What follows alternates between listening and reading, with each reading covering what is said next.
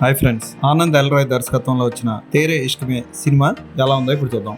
అతరంగిరే cinema తర్వాత Dhanush, Kriti Sanon hero హీరోయిన్లుగా తీసిన సినిమా ఇది. ఈ సినిమా ఎలా ఉందో ఇప్పుడు చూద్దాం. ఆర్మీలో పైలట్ గా పనిచేస్తున్న శంకర్ అధికారుల మాటలు వినకుండా, రూల్స్ ఆర్డర్స్ పట్టించుకోకుండా యుద్ధం చేయడం వల్ల అతన్ని పక్కకు పెడతారు.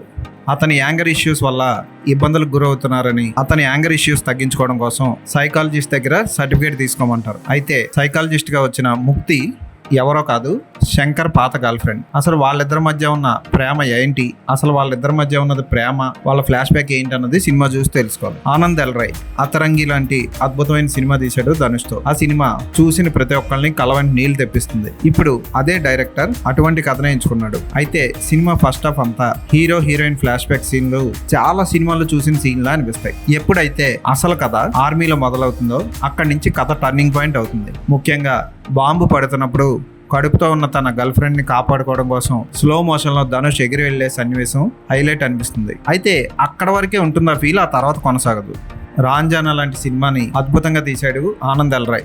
ఆ సినిమా అంతా ఒక రకమైన ఫీల్ ఉంటుంది హీరో హీరోయిన్ల మధ్య. హీరో చేసిన తప్పుకి శిక్ష అనుభవించడానికి హీరో మనస్ఫూర్తిగా రెడీ అవుతాడు. హీరోయిన్ కూడా హీరోని నిర్దాక్షిణ్యంగా శిక్షించాలనే ఉంటుంది ఆ సినిమా అంతా. ఈ సినిమాలో అలా కాదు. హీరోయిన్ కావాలని తప్పు చేసి దాన్ని ఇంకా పెంచి హీరో లైఫ్ నాశనం అవుతున్న కామ్ గా కూర్చొని నాకేం తెలీదు అన్నట్లు ఉంటూ ఉంటుంది. అక్కడే సినిమాకి పెద్ద దెబ్బ తగిలింది. ఇక హీరో క్యారెక్టర్ మన అర్జున్ రెడ్డిలో యాంగర్ ఇష్యూస్ ఉన్న క్యారెక్టర్ లాంటిది. అయితే అర్జున్ రెడ్డిలో పేజా ఇచ్చి అమ్మాయిని బెడ్ మీద బాగా బమ్ బమ్ ఆ చేయడం లాంటివి ఇందులో ఉండవు.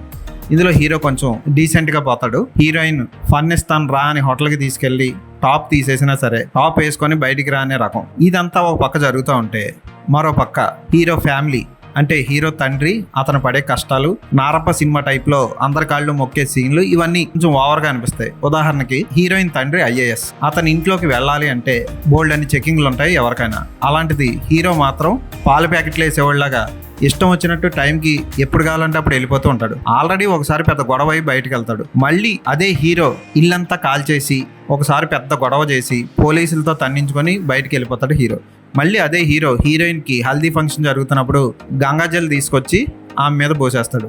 అసలు ఎలా చేస్తారో కూడా అర్థం కాదు. అక్కడే హీరోయిన్ తండ్రి కూడా ఉంటాడు. ఇలాంటి ఇల్లాజికల్ సీన్స్ ఎక్కువ ఉంటాయి ఈ సినిమాలో. ఫోన్లే అవన్నీ పక్కన పడి క్లైమాక్స్ సీన్కి వచ్చేసరికన్నా హీరో హీరోయిన్ లో ఏదైనా చలనం ఉంటుందా అంటే ఏం ఉండదు. హీరోయిన్ వేరొకరిని పెళ్లి చేసుకొని కడుపుతో వచ్చి హీరోని ఒక ఆఖరి కోరిక కోరుతుంది. ఆ కోరిక వినగానే మనకి నవ్వు వస్తుంది. అలాగే పెరల్ హార్బర్ సినిమా గుర్తొస్తుంది. ఇలా స్క్రీన్ ప్లే అంతా చిందరవందర చేసిన అక్కడక్కడ కొన్ని హార్ట్ టచింగ్ సీన్లు, ఫీల్ అయ్యే సీన్లతో నింపేశాడు దర్శకుడు. హీరోయిన్ చేతుల నిండా రక్తంతో హీరోని పట్టుకునే సన్నివేశంలో బాధ కలుగుతుంది మనకి. క్లైమాక్స్ లో హీరో చేసే పని కూడా జాలి కలుగుతుంది. ఎంత జాలి కలిగినా ఈ సినిమాలో ఎంటర్టైన్మెంట్ మాత్రం నీళ్ళు అనిపించింది. ఎక్కడా కూడా మనకి వావ్ అనిపించే సన్నివేశాలు ఉండవు. హార్ట్ ని పిండేసే సన్నివేశాలు చాలా తక్కువ ఉంటాయి, ఒకటో రెండో. అవి కూడా ఫీల్ అవుతున్నప్పుడే ఆగిపోతూ ఉంటాయి. అదే పెద్ద మైనస్. ఇక మరో minus point AR Rahman music. ఒక్క పాట కూడా ఆకట్టుకోదు. చివరికి లాస్ట్ లో వచ్చే సాంగ్ కూడా ఏమీ ఆకట్టుకోదు. ఫోటోగ్రఫీ మాత్రం బాగుంది. విజువల్ ఎఫెక్ట్స్ అక్కడక్కడ తెలిసిపోతూ ఉంటాయి. ఈ సినిమా చాలా సూపర్ హిట్ సినిమా అని చెప్పను కానీ పర్వాలేదు, ఒకసారి లవర్స్ చూడొచ్చు. కృతి సనన్ చాలా అందంగా ఉంది. ముఖ్యంగా క్లైమాక్స్ పోర్షన్స్ లో కొంచెం ఏజ్డ్ గా కనిపించిన అక్కడ కూడా ఫారెన్ అమ్మాయిలాగా భలే ఉంది. ఇంత అందమైన స్కిన్ ఎవరికీ ఉండదేమో అనిపిస్తుంది నాకు. స్కిన్ తోనే కట్టిపడేసింది నన్ను. ఇక ప్రకాష్ రాజ్ పాత్ర కూడా ఓకే అనిపిస్తుంది. అతను ఆ పాత్రకు న్యాయం చేశాడు. హీరో ఫ్రెండ్ పాత్ర కూడా బాగానే ఉంది.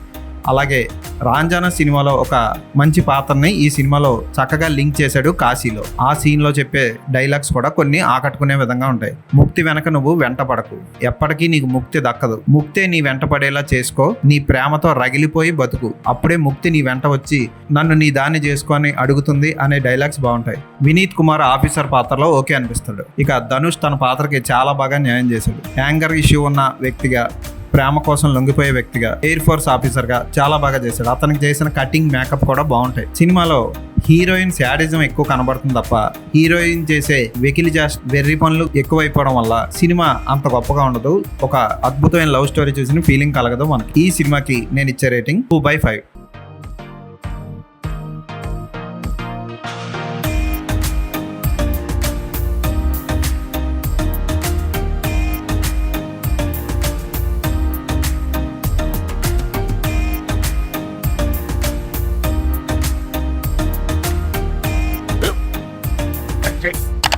స్కూల్ బెంచ్ లాగా ఎంత గట్టిగా ఉందో కొట్టు పర్లేదు కొట్టు.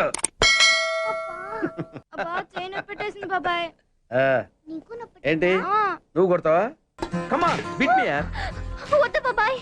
వాడిని నేను కొట్టడం లేదమ్మా, వాడినే నన్ను కొట్టమంటున్నాను. నువ్వేం కంగారు పడక్కర్లేదు. అడుగుతావేంటి?